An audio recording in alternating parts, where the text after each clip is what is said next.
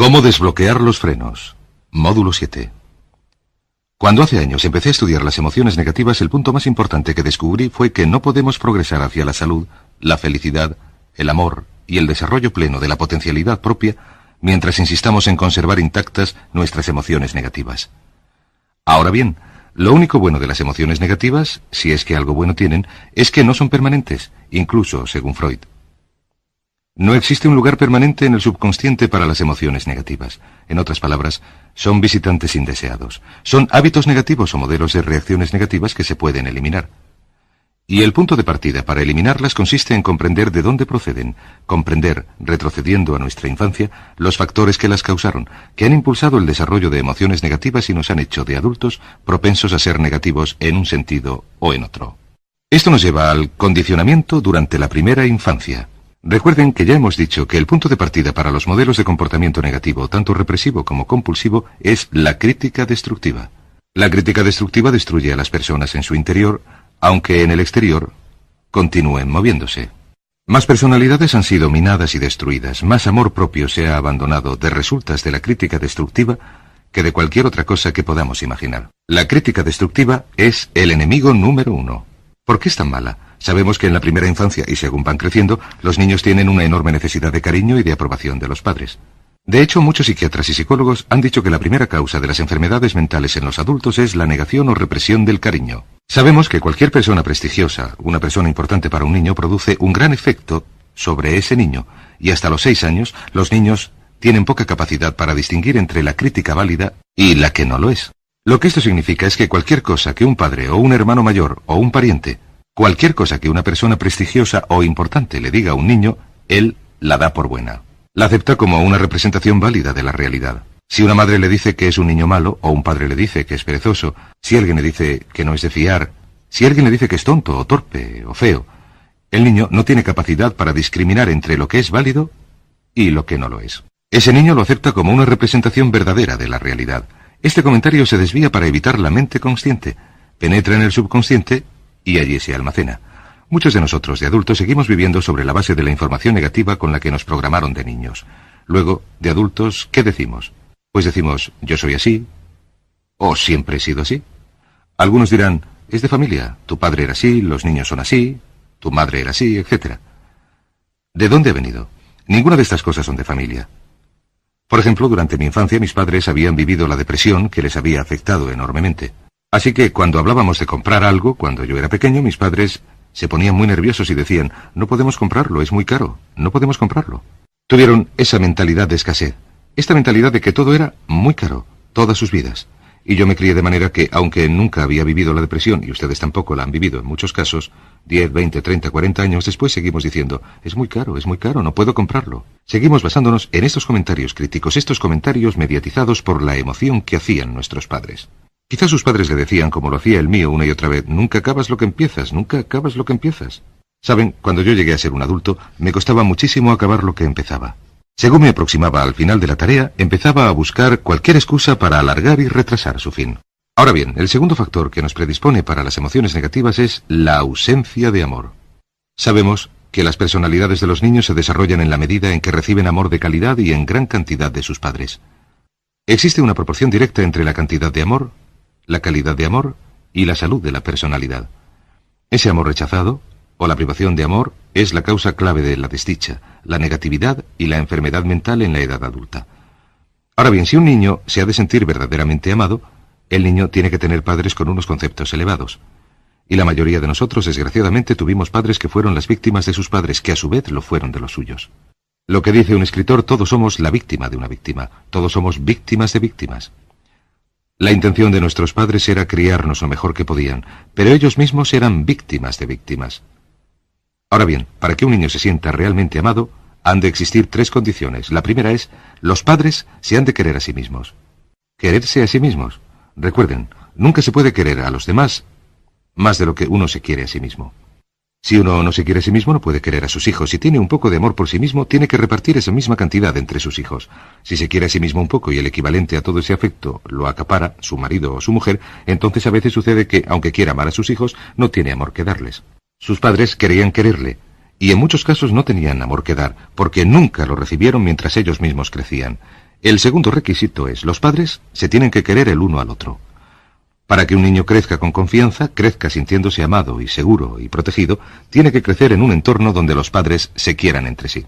No hay nada más aterrador para un niño que crecer en una familia donde los padres se pelean continuamente, donde los padres no se quieren, donde hay dificultades, porque el niño es quien en primer lugar tiende a ser la víctima, en el sentido de que al niño se le suele reñir y gritar, y el niño cree que sus papás se están peleando por su culpa. Un interesante hallazgo de la investigación, dado que hay tantos matrimonios separados hoy en día, es que cuando uno de los padres se marcha de resultas de una separación o un divorcio, el niño, o los niños que se quedan con el otro, siempre están convencidos que el padre o la madre que se marchó lo hizo por algo que hizo el niño. Y es enormemente importante, si un matrimonio o una relación se va a terminar y un miembro de la pareja se va a marchar, que el que queda repita sin parar a los niños que el motivo de que la relación no funcionara no tiene nada que ver con ellos, que solamente tienen que ver papá y mamá, que nada tiene que ver con el niño.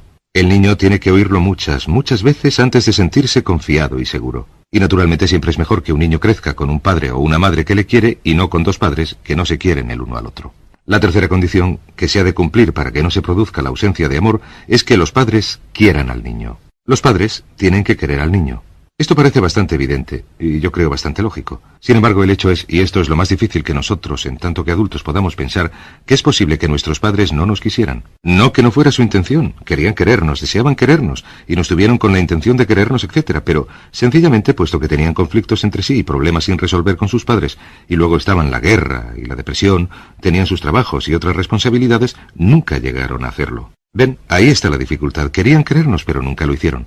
La única manera de querer a un niño es dedicarle una enorme calidad y cantidad de tiempo. Una enorme calidad y cantidad de tiempo con el niño. 10 minutos al día no son suficientes. Los niños se consideran importantes en la medida en que las personas más importantes en sus vidas les dediquen su tiempo. Si las personas más importantes en sus vidas, sus padres, solamente les dedican un poco de tiempo, los niños concluyen que esto se debe a que ellos son defectuosos. Hay algo en ellos que es inherentemente malo, y por eso sus padres no les dedican tiempo. Los niños no piensan de manera racional, piensan de manera puramente emocional. Solamente piensan, mis padres están aquí y me quieren. Si mis padres no me dedican su tiempo, no me quieren. Así que una o más de estas condiciones existían mientras usted crecía. Sus padres no se querían a sí mismos, o no se querían el uno al otro, o quizás nunca le quisieron a usted porque nunca pudieron hacerlo, aunque esa fuera su intención. Entonces habrá crecido en conjunción con una crítica destructiva que se llama la culpabilidad. ¿Qué es la culpabilidad? Pues es la sensación de no valer mucho. ¿Cuándo nos sentimos así? Cuando las personas importantes en nuestras vidas nos critican continuamente y al mismo tiempo no recibimos el amor que necesitamos. Sentimos que valemos muy poco o que no valemos nada. Y una sensación de culpabilidad nos lleva a sensaciones de inutilidad y culpabilidad. La sensación de inutilidad es el problema fundamental subyacente del siglo XX, la principal causa de enfermedad mental. Es la fuente principal de los problemas en las relaciones, la fuente principal de enfermedades psicosomáticas, la fuente principal de la mayoría de los problemas que afligen a nuestra sociedad en este profundo sentimiento de culpabilidad e inutilidad que queda explícito o implícito en los pensamientos o la actitud. No soy lo suficientemente bueno. No soy lo suficientemente bueno. Recuerden que hemos hablado del amor propio y de lo importante que era. El amor propio significa me gusto, me gusto, me gusto, me gusto. Las personas que han crecido con la crítica destructiva no solamente no se gustan, sino que sienten que no son lo suficientemente buenas para nada o para nadie, y en muchos casos les atormenta el odio hacia sí mismos. Se odian o se condenan, y verán que esto se manifiesta en sus conversaciones y se manifiesta en sus relaciones con los demás. Hay personas que se odian a sí mismas, aunque quieran tener buenas relaciones, son sencillamente incapaces de tenerlas. Las personas que no se consideran lo suficientemente buenas para nada siempre lo manifiestan. Esto siempre será un problema. ¿Cuáles son los principales motivos de la culpabilidad? ¿De dónde, de hecho, viene la culpabilidad? Viene de 3 fuentes negativas: padres negativos, influencias negativas o religión negativa, una de las 3. Cualquiera de las 3 utiliza la culpabilidad, y la culpabilidad se utiliza y se ejerce especialmente por los padres y las religiones, por 2 motivos. Primero, la culpabilidad se utiliza para castigarnos. Durante los años de crecimiento es la forma más fácil de castigar a alguien y de hacer que se sienta mal. Nuestros padres nos hacen sentirnos mal por medio del castigo físico o del abuso verbal. Y el castigo es un buen modo de lograr la conformidad. El castigo es un buen modo de lograr que la gente haga lo que nosotros queremos. El segundo motivo para utilizar la culpabilidad cuando se practica conscientemente, y algunas organizaciones lo utilizan conscientemente, es para lograr un mayor control, especialmente un control emocional, porque se puede controlar emotivamente a una persona por medio de la culpabilidad y manipular su comportamiento. Muchas organizaciones utilizan la culpabilidad como herramienta de control y manipulación. Si se puede controlar suficientemente a la gente, se podrán lograr su dinero, su tiempo, su dedicación, se podrán exigir sus recursos, etc. Y muchas organizaciones utilizan el castigo. Utilizan la culpabilidad como herramienta. Muchas organizaciones benéficas que se anuncian en la televisión, sobre todo las que se ocupan de los niños o de los minusválidos, utilizan la culpabilidad. Usted está tan bien que debería sentirse culpable por lo que sufren estas personas. O envíenos algo de dinero y así aliviará su culpabilidad durante algún tiempo hasta que le incluyamos en nuestra lista de miembros, etc. De modo que la culpabilidad es una norma. ¿Por qué es tan corriente utilizar la culpabilidad? En primer lugar, casi todos la sufrimos en mayor o menor medida. Y en segundo lugar, es fácil. La culpabilidad es fácil. ¿Por qué la utilizan los padres? Porque nuestras madres nos hacen sentirnos culpables. Nuestras madres no pueden controlar por medio de la culpabilidad desde el otro lado de un cuarto lleno de gente. No pueden controlar por teléfono a miles de kilómetros de distancia. Los padres utilizan la culpabilidad con sus hijos porque sí lo hicieron sus padres y los padres de sus padres. Es facilísimo. No se necesita esfuerzo físico alguno. Se puede hacer con una mirada o una palabra, y como sabemos, la gente siempre hace lo que resulta más fácil. Estén sobre aviso. Nos han criado en un entorno donde se nos ha hecho sentirnos culpables. Esto nos ha pasado a casi todos. Deben comprender que la culpabilidad es como una cloaca o una bacteria emotiva negativa instalada en la raíz de nuestro psique o nuestro subconsciente, de la que surgen todas las demás emociones negativas. Ira, odio, envidia, resentimiento, frustración y duda y miedo, etc., y que las controla y las crea a todas. Y la manera de eliminar de verdad ese núcleo consiste en exorcizarlo y erradicarlo por completo. De modo que eso es lo que haremos durante lo que queda de esta sesión. En primer lugar, ¿cómo sabe uno que ha crecido con sentimientos de culpabilidad? Bien, lo llamaremos la manifestación adulta de la culpabilidad. Podemos hacer la prueba de cuántas de las siguientes nos corresponden. En primer lugar, la manifestación adulta de la culpabilidad es que uno tiene sentimientos de inferioridad, de inadecuacia y de inmerecimiento. No cree merecer que le sucedan cosas buenas. Si una persona ha crecido con críticas destructivas y te han hecho sentirse culpable, entonces cuando logra el éxito, incluso a costa de enormes esfuerzos, siente una terrible tendencia más adelante a sentir que no lo merece. Esto se conoce como el miedo al éxito. El miedo al éxito no es más que otra manera de decir que la persona a la que se le ha condicionado para no sentirse lo bastante buena, se siente fatal cuando logra el éxito. Se siente muy, muy intranquila. De hecho, si se les produce demasiada tensión, empezarán a esnifar cocaína, a abusar del alcohol, a comportarse de manera autodestructiva. Tendrán una enorme sensación de ansiedad, como si alguien fuera a descubrirles. Ya me comprenden, como si alguien fuera a averiguar que en realidad no son tan buenos. Sucedió por casualidad, fue un accidente. Y naturalmente eso es lo que dice la gente, pasó por chiripa, por casualidad, no sé cómo sucedió. La próxima vez lo haré fatal. Harán todo lo posible para alejarse de esta sensación de inferioridad y de inmerecimiento. Estén alerta. Fue un accidente, y naturalmente eso es lo que dice la gente. Pasó por chiripa, por casualidad, no sé cómo sucedió. La próxima vez lo haré fatal. Harán todo lo posible para alejarse de esta sensación de inferioridad y de inmerecimiento. Estén alerta. La segunda manifestación adulta de la culpabilidad es la autocrítica destructiva. Un poeta ha dicho que los que reciben el mal, devuelven el mal.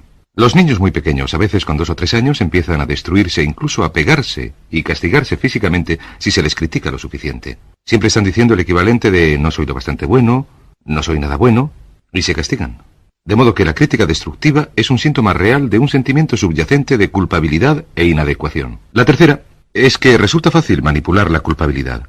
La gente nos puede manipular fácilmente. De hecho, existen 2 tipos de personas. Están los que arrojan culpabilidad y los que la recogen, y ambos se atraen entre sí invariablemente. Y por supuesto, el que la arroja es el que se identifica con el progenitor que arrojaba culpabilidad, y el que la recoge es el que se identifica con el progenitor que la recogía. Pero los 2 tipos se juntan. Se equilibran, se establecen, crían una nueva generación de arrojadores y atrapadores de culpabilidad, pero se puede ver de inmediato que es fácil manipular por medio de la culpabilidad, porque hemos sido condicionados para ello. Su jefe puede manipular la culpabilidad. Una persona en un autobús también, una azafata puede hacerlo. Hay que prestar mucha atención a este extremo. La cuarta manifestación de la culpabilidad es que se la utiliza. Se utiliza la culpabilidad y el reproche de manera muy extensa. ¿Por qué? Pues porque al igual que nos los aplican, los aplicamos. Parece un intercambio justo. La culpabilidad y el reproche se utilizan. Se convierten en la base de nuestra relación con los demás. Cuando algo va mal, lo adjudicamos. Cuando algo va mal, culpamos a los demás. En cuanto hay un problema, miramos a nuestro alrededor para ver a quién podemos culpar. Hace unos años, se hizo un experimento muy interesante en televisión. Se puso un charco helado en el suelo allí donde no debería haber ninguno, puesto que no hacía mucho frío. Se congeló el charco y se observó la reacción de los peatones. Los que pasaban por allí al resbalar sobre el hierro recuperaban el equilibrio, se volvían y lo primero que hacían era mirar fijamente a la persona más próxima como si estuvieran furiosos con ella. En otras palabras, buscaban a alguien a quien culpar. Si no había nadie en un radio de 4 o 5 metros, recuperaban el equilibrio, miraban a su alrededor, no veían a nadie, daban una patada al suelo y se alejaban. Verán, nuestra tendencia natural cuando algo va mal es buscar algo o alguien a quien culpar, sobre todo si nos han criado culpándonos continuamente. Y la quinta manifestación es lo que se denomina el lenguaje de la víctima. Recuerden, hemos hablado de la ley de la concentración. Dice, aquello en lo que centramos nuestra atención crece. También dice, si se utiliza el lenguaje de la víctima, se mantienen vivas las culpabilidades, se refuerzan, se elaboran, se utilizan. El lenguaje de la víctima es lenguaje del no puedo, no puedo, no puedo. Cada vez que uno dice no puedo, no puedo, no puedo, está transmitiendo un mensaje a su mente subconsciente.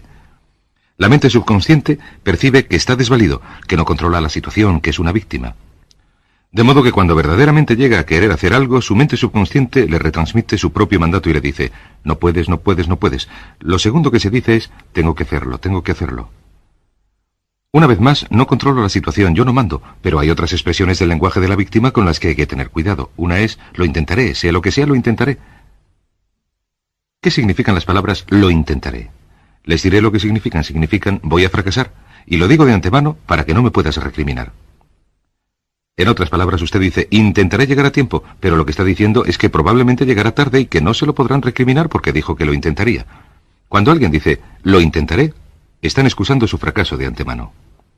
Si va al médico y éste le reconoce de arriba abajo, le mira bien y le dice, verá, está fatal, le vamos a tener que hacer una intervención quirúrgica de triple bypass e ingresarle ahora mismo. Me sorprende que siga aún con vida. Usted contesta, vaya doctor, espero que haga un buen trabajo. Y él le dice, lo intentaré. Él dice, lo intentaré. Espere un momento, quizás debería pedir una segunda opinión. Usted va a un abogado. Le era acusado de algo, va a un abogado. Le presenta su caso y le dice, ¿me defenderá? Y él contesta, lo intentaré. ¿Qué está diciendo? Le está diciendo, mire, he examinado el caso y por lo que veo no hay muchas esperanzas, pero lo aceptaré de todos modos. Lo intentaré. Esos son los que piden que se les pague por adelantado. Por tanto, otra expresión que no debe utilizar es la expresión lo intentaré. Lo que tiene que decir es lo haré o no lo haré, no lo intentaré. Si hacemos una llamada de negocios y le preguntamos a alguien si podemos obtener esto o aquello, cuando nos dicen intentaré que lo reciban el viernes o intentaré tenerlo a tiempo, sabemos al momento que nos están diciendo que quieren escurrir el bulto, que no lo van a hacer. Por tanto, nunca aceptamos la expresión lo intentaré. O se hace o no se hace. Y queremos una garantía. Si es necesario, iremos a recogerlo. Cuando nos dicen lo intentaré, lo que están haciendo es escurrir el bulto. Ténganlo en cuenta. Las otras palabras son me gustaría. Se dice que esto constituye un deseo o una meta sin energía que la impulse. Me gustaría. ¿Qué significa me gustaría? Me gustaría significa que quisiera lograr algo, pero que sé que nunca lo conseguiré. Cuando uno dice me gustaría poder adelgazar, ¿qué quiere decir? Las palabras que quedan sin decir son pero sé que no puedo. ¿Por qué no puede? Por las excusas que se inventa, su metabolismo, y los problemas y todo lo demás. Siempre hay una razón, porque tiene que cenar fuera, etc. Me gustaría dejar de fumar, me gustaría estar en forma. Me gustaría, me gustaría. Siempre que utilice las palabras me gustaría, está indicándole a su subconsciente que esto es algo que usted cree imposible de lograr o de obtener. Entonces, su subconsciente lo rechaza como meta y no le suministra a usted ninguna energía, ninguna motivación, ningún impulso o deseo de lograrlo. Así que ponga mucho cuidado en el lenguaje de la víctima. Esté al tanto en cuanto a, sí, pero lo haría, pero... Si alguien dice, ¿por qué no haces esto? Usted contesta, sí, pero... La palabra pero es como una gran goma de borrar. Cuando alguien le dice, ¿sabes que podrías ganar más, producir más, ser una persona mejor o más feliz, o adelgazar, o cualquier otra cosa? Y usted contesta, sí, pero... Lo que usted está diciendo es que está borrando toda la frase precedente. Usted envía a su subconsciente un mensaje que dice, no es posible. Y no hace esfuerzo. no dedica ninguna energía, no compromete ninguna capacidad en el logro de esta meta. De modo que quienes han crecido con un sentimiento de culpabilidad cuentan con 5 características de adultos. Una es que se sienten inferiores, inadecuadas, sienten que no merecen que les sucedan cosas buenas. Tengan cuidado con esto. La segunda es que se ponen a sí mismos por los suelos continuamente, utilizan la autocrítica destructiva. La tercera es que utilizan la culpabilidad y el reproche para sí y para los demás. La cuarta es que son fáciles de manipular por medio de la culpabilidad. La quinta es que utilizan el lenguaje de la víctima. Así que veamos cómo nos deshacemos de la culpabilidad. Resulta sorprendente lo bien que se borra este encerado. ¡Qué barbaridad! Desaparece por completo. Tenemos una especie de varita mágica que uso cuando voy y me siento en esa mesa. Bien, ¿cómo nos deshacemos de la culpabilidad? Deshacernos de la culpabilidad. He aquí el proceso. Consta de algunos puntos esenciales. El primero, arriba en la lista, elimine la autocrítica. Elimine la autocrítica destructiva. En otras palabras, nunca diga nada que constituya una crítica destructiva de usted mismo. No lo diga.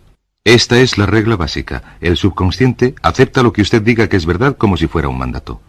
Lo que debe hacer es no decir nada sobre usted que no desee sinceramente que sea verdad. No diga, estoy gordo, estoy cansado. No diga, no puedo, o tengo que hacerlo. No diga nada, a no ser que quiera que sea verdad. Las palabras que hacen referencia a usted mismo son las que su subconsciente percibe como mandatos, menos cuando dice, me gustaría, o lo intentaré.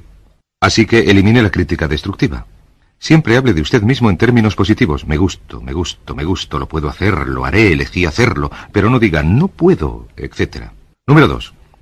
Niéguese a ser manipulado por la culpabilidad. Niéguese, porque cada vez que permite que alguien le manipule con la culpabilidad, ¿sabe lo que sucede? Usted refuerza y fortalece la influencia de la culpabilidad en su vida. De pequeño, me crié en una familia influida por la religión negativa. De hecho, mi madre, que Dios la bendiga, era cinturón negro en culpabilidad y se le daba de maravilla. Tardé años en librarme de esto. Cuando me casé con Bárbara, resulta que su familia era del mismo tipo. Así que tenemos una respuesta. Tenemos una respuesta preciosa para cuando uno u otro caemos en las antiguas costumbres. Decimos, no intentarás hacerme sentir culpable, ¿verdad? Es una forma preciosa de hacerlo. Sencillamente diga, no intentarás hacerme sentir culpable, ¿verdad? Y niéguese a permitir que le manipulen con la culpabilidad. El número 3 es, niéguese a utilizar la culpabilidad o el reproche. Y anuncie que no piensa utilizarlo. Niéguese a usarlos con los demás. Y haga que sus hijos, su cónyuge, hagan lo mismo. No intentarás hacerme sentir culpable, ¿verdad? Repítalo una y otra vez. Y a veces digo, sí, lo intento. Y entonces usted contesta, no va a funcionar. Ya no funciona. Porque, verán, la culpabilidad solo funciona mientras uno no se da cuenta de que se la están aplicando. El número 4 es lo que llamamos la ley del perdón. Esta es la más importante de todas. En realidad, es el núcleo de esta sesión. La ley del perdón dice sencillamente que uno está sano en su mente en la medida en que pueda perdonar y olvidar las ofensas que le han hecho. Que su capacidad de perdonar es el principal determinante de su felicidad y éxito en la vida. Su capacidad de perdonar a los demás y olvidar las antiguas ofensas es el factor individual más importante de si usted es o no un adulto plenamente integrado que funciona bien. Porque la tendencia al reproche y el resentimiento es una tendencia patológica infantil que todos los enfermos mentales poseen, y la capacidad de olvidar el resentimiento, de perdonar plenamente, es la marca del ser humano verdaderamente iluminado. Ahora bien, eso lo aceptan como una verdad. Hay 4 personas a las que deben perdonar. Primero, perdonen a sus padres. Perdonen a sus padres por todo lo que hayan hecho que les pueda haber hecho daño. Casi toda nuestra investigación indica que prácticamente todos nuestros problemas de adultos se derivan de la incapacidad o de la negativa a perdonar a nuestros padres por algo que hicieron ellos que nos hizo daño. Perdónenles al 100%. Escríbanles, llámenles por teléfono, díganselo, o por lo menos perdónenles en su corazón, pero perdonen a sus padres. Segundo, perdonen a los demás. Perdónenles a todos. Perdonen a todo aquel que de algún modo les haya hecho daño alguna vez. Olvídenlo. Hay quienes dicen, no puedo perdonar a tal persona lo que me hizo. Recuerden esto, el perdón es totalmente egoísta. El perdón no tiene nada que ver con los demás, solo tiene que ver con su propia serenidad y con la garantía de su integridad mental. Tercero, perdónense a ustedes mismos. Perdónense todas las cosas malas, insensatas, absurdas, estúpidas que se han hecho, porque todos y cada uno hemos hecho cosas malas, insensatas, absurdas, ridículas. Pero perdónense al 100%. Y por último, el punto final es, si han hecho algo que haya hecho daño a otro, vayan y pídanle perdón. Es increíble el número de vidas que año tras año quedan destruidas por personas que no tienen la fuerza visceral, el valor de decir, lo siento. Una de las cosas más importantes en la vida es desarrollar el carácter. Desarrollamos el carácter en la medida en que hacemos cosas que nos resultan difíciles, en la medida en que hacemos cosas que sabemos que son correctas, aunque sepamos que son difíciles, sobre todo difíciles desde el punto de vista emocional. Y la clave para deshacerse de la culpabilidad, la clave para llegar a ser una persona que funciona plenamente es perdonar a los demás. Perdonen a las personas con las que ha tenido una relación. Perdonen a sus anteriores patronos. Perdonen a los amigos que les han hecho daño. Perdonen a las inversiones que han salido mal. Perdonen a los jefes que les han despedido. Perdonen a sus padres. Perdonen a todo el mundo. Desarrollen su actitud hacia la vida que haga que se nieguen a sentir rencor contra nadie. Repítanse una y otra vez: se lo perdono todo, se lo perdono todo, se lo perdono todo. Y olvídense, la clave para liberarse a uno mismo de las emociones negativas consiste en negarse en redondo a mantener cualquier sentimiento negativo. Recuerden, es un acto totalmente egoísta. Puede ser tan egoísta como quiera, pero el acto del perdón le libera a usted y a la otra persona y garantiza que usted avanzará rápidamente hacia la realización de su potencialidad.